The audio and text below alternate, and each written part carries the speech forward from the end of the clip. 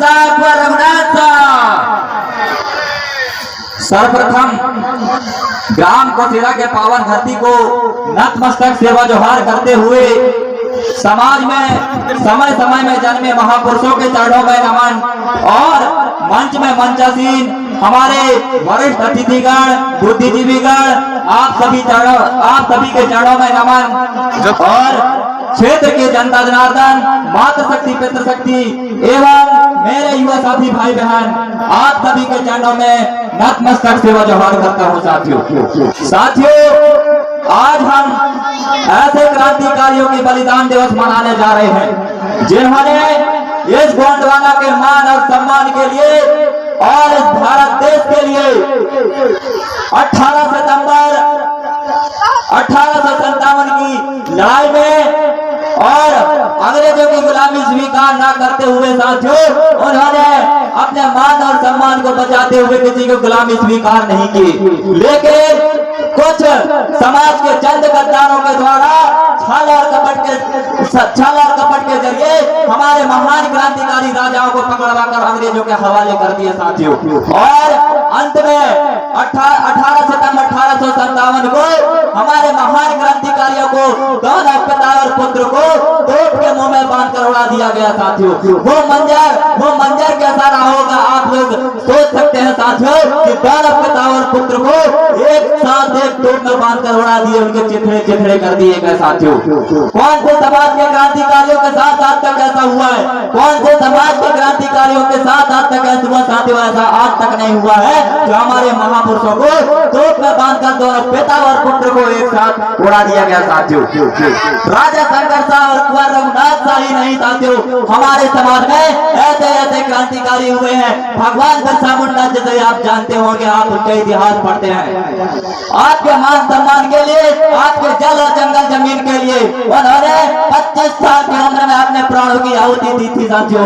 उनसे अंग्रेजों ने बोला था उनकी चमड़ी उधेड़ी गई साथियों कि बोल तो आदिवासी नहीं है, बोल तो देश का मालिक नहीं है। मार गया बेचारा, लेकिन ये नहीं कहा कि मैं आदिवासी नहीं हूँ साथियों।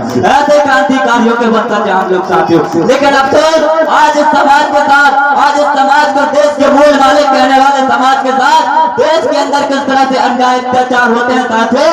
उनके बहन बेटों के साथ बलात्कारें होती है और हमारे भाइयों को जाति के नाम से मारा जाता है साथियों।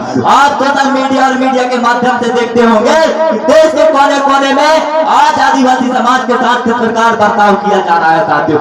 आप लोग सोशल मीडिया से जुड़े रहते होंगे तो देखते होंगे कि नेमावर के अंदर हमारे आदिवासी परिवार के एक परिवार के लोगों को 5 लोगों को गड्ढे में गाड़ दिया गया था साथियों।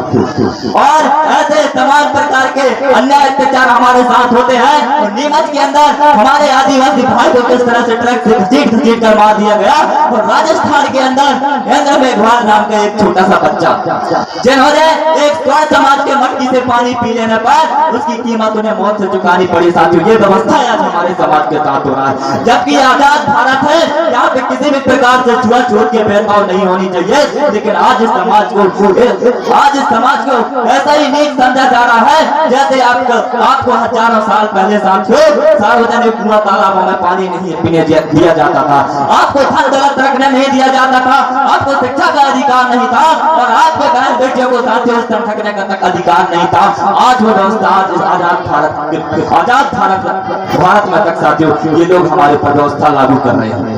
और साथियों ये बात और हमारे आज आप सभी लोग जानते हैं कि आज हमारे विस्थापन के माध्यम से आज हमारे जमीनों से खरीदा जा रहा है। आप लोगों को विदित होगा तो मंडले और डिंडोरी के अंतर्गत 3 से 4 बांध बनने वाले हैं, जिनमें आपके बतनिया बांध में 18 गांव जाने वाले हैं, 18 गांव विस्थापित होने वाले हैं। और फिर आपके डिंडोरी जिले में 13 गांव जा रहे हैं और मंडला में 18 गांव, यानी कि 21 गांव आपके विस्थापित हो रहे हैं साथियों। उनमें आप अनुमानित लगा सकते हैं कितने लोग डिस्प्लेस हो जाएंगे, कितने लोग विस्थापन हो जाएंगे। पाएंगे। सिर्फ उनका साथियों आप आंकड़ा लगा कि 30 से 40 हजार लोग विस्थापित हो जाएंगे और उसके साथ आपके जो गाय बैल बकरी भैंस सभी चीज विस्थापित होंगे साथियों। आप लोगों को समझना होगा ये बड़ी बात नहीं है कि हमें विस्थापन किया जा रहा है, हमारे क्षेत्र में बांध बनाया जा रहा है साथियों। बड़ी बात यह है कि उससे हम खत्म हो जाएंगे। कैसे खत्म हो जाएंगे?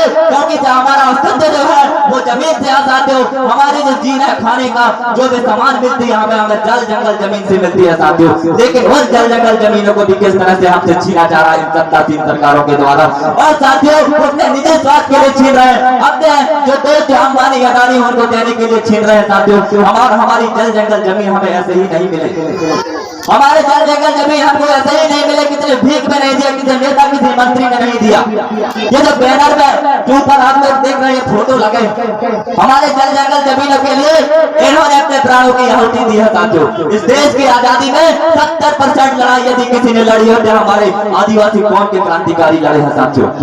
अपने कौम के कौम दबा दिए, अपने गाँव के गाँव शहीद कर दिए, लेकिन किसी भी इतिहास के पन्ने में हमारे महापुरुषों को उल्लेख नहीं किया गया है। किसी भी इतिहास के पन्ने में हमारे महापुरुषों को नहीं पढ़ाया जा रहा है। ये बहुत बड़ी अफसोस की बात है साथियों। जबकि इस देश की आजादी में जिन्होंने अपने हाथ की एक उंगली नहीं कटाई, अपने शरीर का एक कतरा खून नहीं बहाया, उनका नाम आज इतिहास के पन्नों में स्वर्णिम अक्षरों में लिखा गया साथियों। ये इतिहास गवाह है जिन्होंने अपने शरीर का एक कतरा खून भी नहीं बहाया, उनका नाम आज इतिहास के पन्नों में लिखा गया साथियों। और जबकि हमारे महापुरुषों ने अपने कौम के कौम को कुर्बान कर दिए, अपने गांव के गांव दबा दिए इस देश की आजादी के लिए साथियों। लेकिन हमारे पुरखे पूर्वजों का नाम जो इतिहास के पन्नों में नहीं लिखा गया। तो आप लोगों को समझना होगा कि देश हमारा, हम इस देश के मालिक हैं। सुप्रीम कोर्ट का जजमेंट कहता है 5 जनवरी 2011 का कि हम इस देश के मालिक हैं। 8% आदिवासी जो है इस देश का असली मालिक है, बाकी सब इमिग्रेंट है, यानी आक्रमणकारी के संतान है। ये सुप्रीम कोर्ट कहता है साथियों, मैं नहीं कहता। और इस देश का इतिहास भी कहता है, इस देश का इतिहास चीख कर चिल्ला कर कह रहा है कि इस देश का मालिक आदिवासी है, लेकिन आदिवासी समाज के साथ इस प्रकार से आत्महत्या हो रहा है।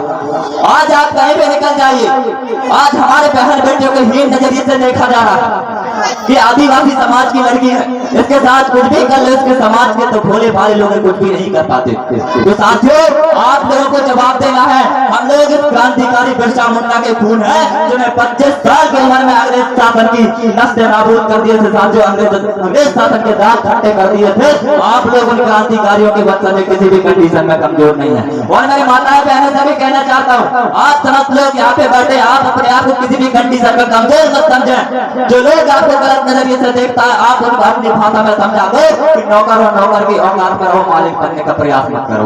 आप इस देश के मालिक हैं साथियों, लेकिन आज आप लोगों के साथ किस प्रकार से इस तरह से बर्ताव हो रहा है। और मैं जमीन की बात कर रहा था, जमीन हमारे लिए बहुत बड़ी बात है। जल जंगल जमीन की लड़ाई हमारे लिए बहुत बड़ी बात है साथियों। आज ये सरकारें और इस शासन और प्रशासन किस तरह से हमारे जल जंगल जमीन को छीन रही है असंवैधानिक तरीके से, जबकि ये क्षेत्र 5वीं अनुसूची में आता है साथियों। 5वीं अनुसूची के अंतर्गत आपको विशेष अधिकार है। अनुच्छेद 13(3) के तहत आपके गांव में एक ग्राम सभा गठित होगी। जो आपकी पुरानी व्यवस्था थी, इस देश में किसी भी व्यवस्था का आगमन नहीं हुआ था, उससे पहले हमारा जो गांव है वो काफी नई व्यवस्था से संचालित होती थी। ग्राम सभा जो मुकद्दम व्यवस्था थी उससे संचालित होती थी। वो व्यवस्था आज भी संविधान में उल्लेखित है साथियों। अनुच्छेद 13(3) के तहत आप लोगों जो ग्राम सभा बनेगी, उससे बिना पूछे आपके गांव की किसी भी प्रकार से भूमि का अधिग्रहण नहीं किया जाएगा। और मैं आप लोगों को बता दूं साथियों, आज हमारी जमीनों को कलेक्टर के द्वारा अधिग्रहण किया जा रहा है, एसडीएम के द्वारा अधिग्रहण किया जा रहा है। हमारे क्षेत्र में कलेक्टर भी वैलिड नहीं है, इस बात को आप लोग अच्छे से याद रखना। कलेक्टर भी वैलिड नहीं है, क्योंकि राष्ट्रपति जिस क्षेत्र को 5वीं अनुसूची घोषित कर देता है, वहां पे राष्ट्रपति भी स्वयं अपना शासन नहीं चला सकता। क्योंकि आप लोगों को समझना होगा, अनुच्छेद 13(3) का जिसमें आपको विधि का बल प्राप्त है। आपका जो रूढ़ी और प्रथा है, आपकी जो ग्राम सभा है, उसे विधि का बल प्राप्त है। विधि का बल यानी संविधान का पूरा बल आप लोगों को प्राप्त है। जितने कानून संसद और विधानसभा में बनाए जाते हैं, उतने कानून आप अपने ग्राम सभा में बना सकते हैं साथियों। जब मैं आप लोगों की जमीन की बात कर रहा था, तो यही व्यवस्था है। इसी कारण आपकी जमीन सरकार नहीं ले सकती, क्योंकि आपके भूमि अधिग्रहण कानून 2013 के सेक्शन 41 और 42 भाग 41 और 42 1942 में ये लिखा है कि आदिवासी की जमीन कोई खरीद ही नहीं सकता, कोई ले ही नहीं सकता। यदि कोई आदिवासी की जमीन लेता है तो किसी विकास कार्य के लिए लेगा, और विकास कार्य के लिए भी लेगा तो आपके जो रूढ़िगत ग्राम सभा है उससे अनुमति के बगैर तुम्हारी जमीन नहीं ली जा सकती। ये संविधान में प्रावधान है। लेकिन आज इतने कानून होने के बावजूद भी आज किस तरह से आप लोगों की जमीन खरीदा जा रहा है, साथियों, बात को याद रखना, सरकार के द्वारा छीना जा रहा है। मैं आप लोगों को उच्चतम न्यायालय का फैसला भी बताऊंगा, क्योंकि ऐसे बताने से कुछ नहीं होगा, क्योंकि कोर्ट की जो फैसला है उसे पूरा देश मानता है। साथियों, मैं आप लोगों को बताना चाहूंगा, उच्चतम न्यायालय का फैसला है बी रम्मी रेड्डी बनाम 1988। ये कहता है कि अनुसूचित क्षेत्र में केंद्र और राज्य सरकार की 1 इंच जमीन नहीं है। 5वीं अनुसूचित क्षेत्र में केंद्र और राज्य सरकार की 1 इंच भी जमीन नहीं है। तो बताओ कैसे आप लोगों को विस्थापित किया जा रहा है, कैसे आप लोगों की जमीन को छीना जा रहा है? क्या केंद्र और राज्य सरकार जो है हाई कोर्ट सुप्रीम कोर्ट को नहीं मानती? हम मानेंगे कि सरकार जो है सुप्रीम कोर्ट को नहीं मानती, इसलिए आप लोगों की जमीन छीना जा रहा है। ये बी रम्मी रेड्डी बनाम 1988 कहता है कि अनुसूचित क्षेत्र में केंद्र सरकार और राज्य सरकार का 1 इंच जमीन नहीं है। और उच्चतम न्यायालय समता जजमेंट 1997, अनुसूचित क्षेत्रों में सरकार एक व्यक्ति के समान है, चाहे आपका केंद्र सरकार हो, चाहे आपका राज्य सरकार हो, चाहे आपके विधायक हो, कोई भी सरकार हो। क्योंकि आपको मैंने कहा था अनुच्छेद 13(3) का विधि का बल प्राप्त है आपको, संविधान का पूरा बल। और संविधान 3 तरह से चलता है, कार्यपालिका, न्यायपालिका और विधायिका। कार्यपालिका, न्यायपालिका और विधायिका। तो विधायिका का जो है विस्तार अभी तक हमारे क्षेत्रों में नहीं हुआ है। कार्यपालिक शक्ति का विस्तार भी अभी तक हमारे क्षेत्र में नहीं हुआ है। इसलिए यहाँ पे मेरे शासन प्रशासन के भाई बंधु भी हैं। आप लोग यदि संविधान पढ़ के आए होंगे तो आपको पता होगा कि हमारे अनुसूचित क्षेत्र में जो आईपीसी और सीआरपीसी का विस्तार नहीं हुआ है, और संवैधानिक रूप से हमारे ऊपर आईपीसी और सीआरपीसी ठोका जा रहा है। आप लोग आईपीसी के सेक्शन 5 देखिए, इंडियन पिनल कोड 1860 के सेक्शन 5 देखिए, वहां पे स्पष्ट लिखा है कि आप लोगों की जो विद्यमान विधि है, जो आपकी लोकल लॉ, जो आपकी रूढ़ी प्रथा ग्राम सभा है, उसको आपकी आईपीसी भी प्रभाव नहीं करती है। तो कैसे हमारे पर मुकदमा लगाया जा रहा है? और आज साथियों मैं आप लोगों को बता दूं कि हम लोग जल जंगल जमीन के लिए जो हमारा अधिकार है, हमारे पुरखों के धरोहर है, उनके लिए लड़ते हैं। तो शासन और प्रशासन के लोग हमें नक्सलवादी घोषित कर देते हैं, हमको गोली से मरवा दिया जाता है। ये स्थिति है आज। आप लोग जिस क्षेत्र में खनिज निकलती, छत्तीसगढ़ चले जाइए, महाराष्ट्र चले जाइए, सिंगरौली चले जाइए, वहां पे ये लोग नक्सल प्रभावित क्षेत्र घोषित करके रखे हैं, नक्सल प्रभावित क्षेत्र। क्योंकि वहां पे हमारे पुरखे और पूर्वज चाहते हैं कि इनका शासन जो हमारे पर लागू नहीं हो, इसलिए वहां पे नक्सल प्रभावित क्षेत्र करके रखे हैं। साथियों, इन सारे कानूनों को भी आप लोगों को समझना होगा। और उच्चतम न्यायालय का फैसला बनाम महाराष्ट्र 5 जनवरी 2011, जैसे कि मैंने आपको शुरू में बताया था कि आदिवासी इस देश का असली मालिक है, बाकी सब इमिग्रेंट है, सब इमिग्रेंट है, लेकिन कोई मानने को तैयार नहीं है। ये सरकार भी मानने को तैयार नहीं है। साथियों, वही सुप्रीम कोर्ट जब ये कहता है कि राम भगवान जो इस देश में जन्म लिया था, अयोध्या में जन्म लिया था, पूरा देश मान जाता है, लेकिन वही सुप्रीम कोर्ट जब ये कहता है कि आदिवासी इस देश का असली मालिक है, तो कोई नहीं मान रहा। साथियों, कोई मानने को तैयार नहीं है। आज हमें तमाम तरीके से खत्म करने का प्लान बना रहे हैं। साथियों, धर्मांतरण के नाम से हमें दूसरे धर्म का बोला जा रहा है, जबकि साथियों आदिवासी समाज किसी धर्म में नहीं आता। आदिवासी समाज धर्म पूर्वी लोग है।